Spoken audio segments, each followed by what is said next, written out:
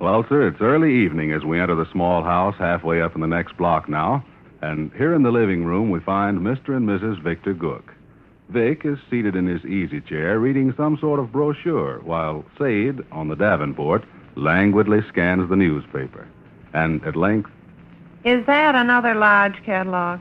It's the thing that come in the yellow envelope the mailman left this afternoon. Is it another large catalog? Yes, after a manner of speaking. Trying to sell you more junk, are they? You speak with unwonted harshness, Dr. Speech. Well, by golly, they'll gobble up a person's last nickel if you give them half a chance. We still got a couple of nickels in reserve. What's they got for sale this trip? A sort of intangible commodity. Large headquarters, through some source or another, have acquired the rights to it. Oh, that's Ruthie calling about 500. Thought you girls had a definite date. No, we left it up in the air. She had to wait and see how Fred felt this evening. Been kind of halfway off his feed. Oh. Hello? Yes, lady? Oh, finished supper half an hour ago. Got my dishes done besides. Uh-huh. Why, I bet we'd love to.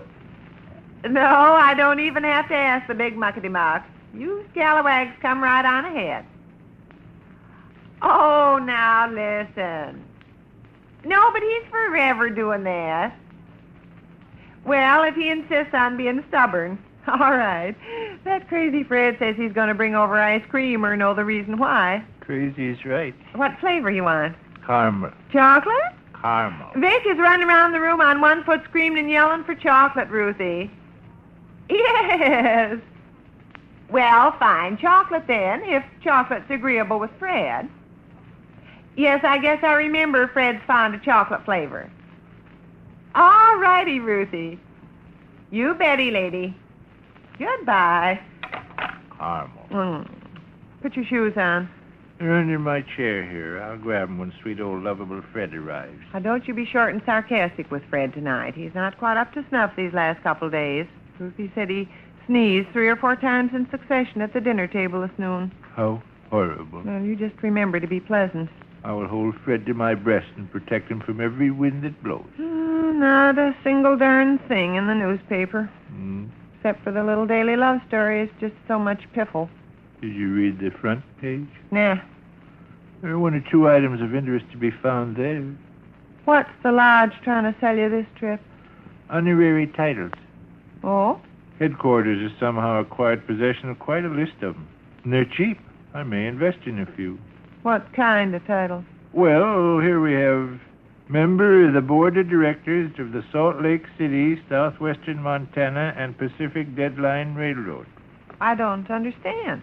Oh, it's simple enough. You'd be that? For a fee, sure. Let's see, what is the fee? 35 cents. You pay 35 cents? Uh-huh. And what do you get for it? The privilege of calling myself by this title. Well, why would you want to do that? Oh, it'd be nice to adorn my business cards. Could be an asset in many ways. Suppose I wanted to impress somebody. I could tell them that aside from being the head of the bookkeeping department at Plant 14 of the Consolidated Kitchenware Company, I also had the honor of being a member of the board of directors of the Salt Lake City, Southwestern Montana, and Pacific Deadline Railroad. Is there such a railroad? Sure. And for 35 cents paid into the lodge, you'd actually be on the board of directors? Well, in a purely nominal way. I wouldn't, of course, go and attempt to establish myself as an executive. My power in the Salt Lake City, Southwestern Montana, and Pacific Deadline Railroad would be definitely limited. Would you have any power at all? Well, no. Well, what a dandy red-hot way to spend 35 cents. It's the impressiveness of it, Sadie. The glamour, if you will. You know what pride you take in being president of the Thimble Club. But I am president of the Thimble Club. So am I, a member of the board of directors of the Salt Lake City, Southwestern Montana, and Pacific Deadline Railroad.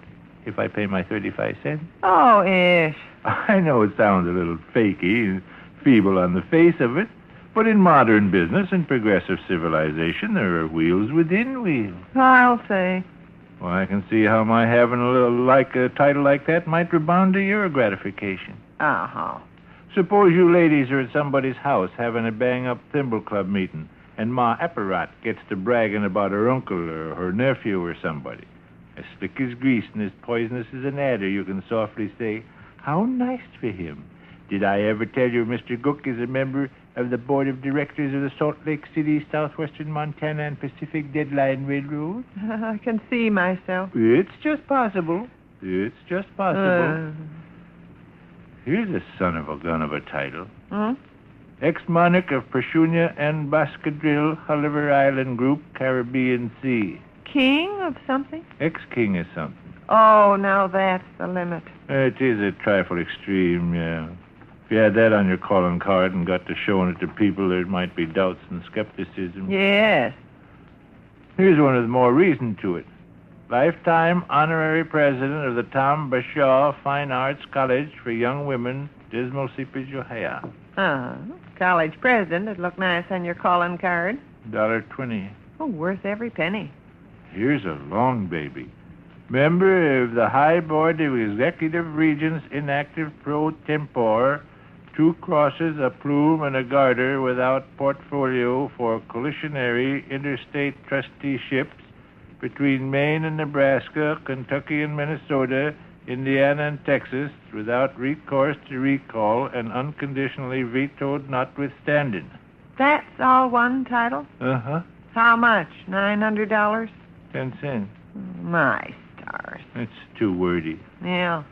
And for 6 bits, you can call yourself captain and manager of the Sick Valley Hotshot Girls Softball Team, all-time free throw champions of the Slag Mountain League, Lower Swilly, Tennessee. And for $1.15... Who can that be now? Bluetooth Johnson. Bluetooth is with Rush down at the YMCA. Michigan from Michigan, Michigan. Yeah, I suppose. Hello? Oh, yes, lady. Oh, got slowed up, huh?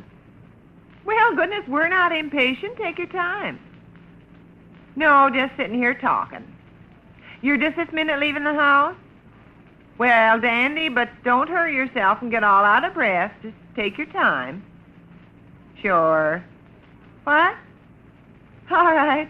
Fred hollering again. Carmel. You run childishness into the ground. I'm always the poor half with Oh? the tested. Why, we decided on chocolate flavor, didn't we? I'm pretty sure we decided on chocolate flavor. Just a second. That absent-minded scalawag of a Fred went to work and forgot what flavor ice cream we decided on. Caramel. Chocolate, wasn't it? Caramel. Yes, chocolate, Ruthie. You bet.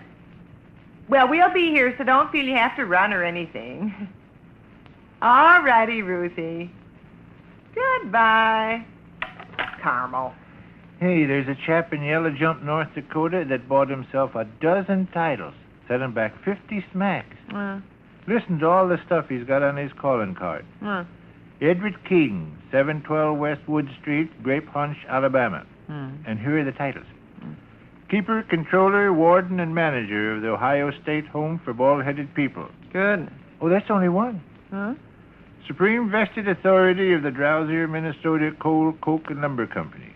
Co-captain, left tackle, coach, and chief rubber of the Lame Apollo football team, Cheyenne, Kansas.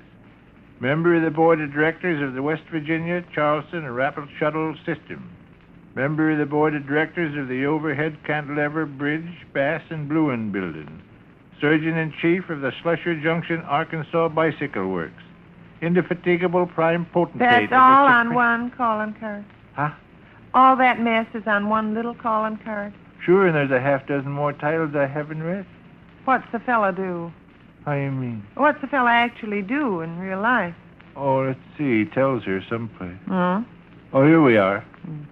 Edward King, holder of this impressive list of titles, carries a newspaper route as his regular business. Oh, my. He, of course, has gone a little too far with his titles. They won't wash. They're not plausible. No, they're not. But some of them are kind of appealing.